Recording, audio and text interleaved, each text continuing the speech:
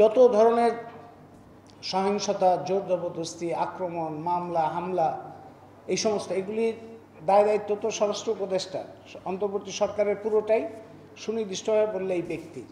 এবং এই ব্যক্তি একের পর এক তার পদত্যাগের দাবি উঠেছে। এই ভদ্রলোক বসে আছে এবং তার হাসি মুখের কোনো পরিবর্তন হয়নি। তার হাসি একই রকম নির্লজ্জ হাসি তার মুখে আমরা দেখতে পাচ্ছি। সেই হাসি নিয়েই আজকে বলছেন যে খাগড়াছড়ির ঘটনাটা কি। তিনি বিরাট আবিষ্কার, কোনো তদন্তের দরকার হয়নি, কোনো তদন্তের দরকার হয়নি। তদন্ত ছাড়াই তিনি সিদ্ধান্তে এসছেন যে এটা ভারতের একটা, পুরো জিনিসটা ভারত বানিয়েছে এবং পুরো জিনিসটার মধ্যে একটা চক্রান্ত। এবং এই যে ঘটনাটা, এটা কীভাবে আবার মিলে যাচ্ছে 2012 সালের স্বরাষ্ট্রমন্ত্রীর বক্তব্যের সাথে। পাহাড়ের স্বরাষ্ট্র উপদেষ্টা শুধু না, সরকার এবং সবারই একটা কাজ করলেই তো বোঝা যাবে যে কেন অশান্তি টিকে আছে পার্বত্য চট্টগ্রাম। পাহাড়ের যে জমি এবং পাহাড় কার কার দখলে আছে, কার কার নামে ইজারা দেওয়া আছে, এই নামের তালিকাটা প্রকাশ করে। এই নামের তালিকাটা প্রকাশ করলেই বোঝা যাবে যে কাদের স্বার্থে পার্বত্য চট্টগ্রামে এই অশান্তিটা টিকিয়ে রাখা হয়েছে। এই নদী দখলে এই ঐক্য দেখা যায়, পাথর উত্তোলন ঐক্য দেখা যায়, সাম্প্রদায়িক হামলার মধ্যে এরকম আমরা ঐক্য দেখি, জমি দখলের মধ্যে ঐক্য দেখি, কিন্তু এগুলির বিরুদ্ধে দাঁড়ানোর ক্ষেত্রে আর ওই ঐক্য পাওয়া যায় না।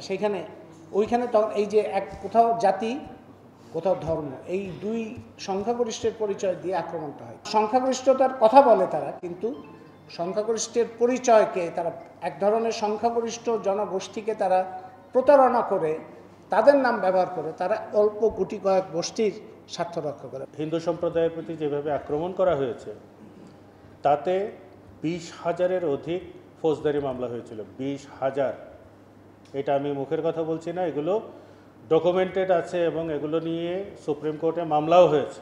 এই 20,000 মামলার মধ্যে কেবলমাত্র ভোলার একটি মেয়ের একটা মামলার বিচার সম্পন্ন হয়েছে। 19,999টি কেসের কিছুই হয়নি।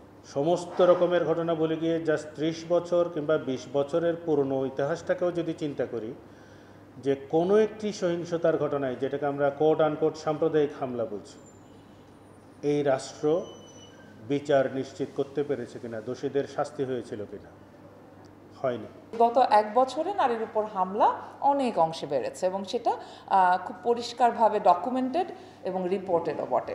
আগেও যেই ফর্মুলায় আক্রমণ হচ্ছে এখনও সেই ফর্মুলায় আক্রমণ হচ্ছে, আগেও যেই ফর্মুলায় সরকার রেসপন্ড করছেন, এখনও বিপ্লবী তথাকথিত কোটানকোট বিপ্লবী সরকার একই ধরনের ভাষায়, একই রকমের শব্দচয়নে, একই রকমের দায়িত্বহীনতার সাথে মন্তব্য করছেন, রেসপন্স দেখাচ্ছেন, প্রতিক্রিয়া দেখাচ্ছেন। আলোচনা এসেছে কোনগুলি?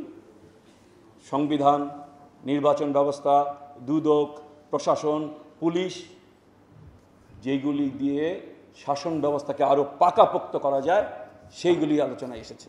54 বছর আমাদের দেশ স্বাধীন হয়েছে, যতগুলি সরকার আসছে কোনো সরকারই গণতান্ত্রিকভাবে রাষ্ট্র পরিচালনা করে নাই। ফলে আমাদের লড়াইটা হচ্ছে প্রথম গণতান্ত্রিক সরকার প্রতিষ্ঠা করার লড়াই। আর সেই লড়াই করার জন্য আমরা 2024 সালে যেই গণঅভ্যুত্থান করেছিলাম, সেই গণঅভ্যুত্থানের পরিপূরক দ্বিতীয় গণঅভ্যুত্থানের মধ্য দিয়ে আমাদের সেই পরিবর্তন সাধিত করতে হবে।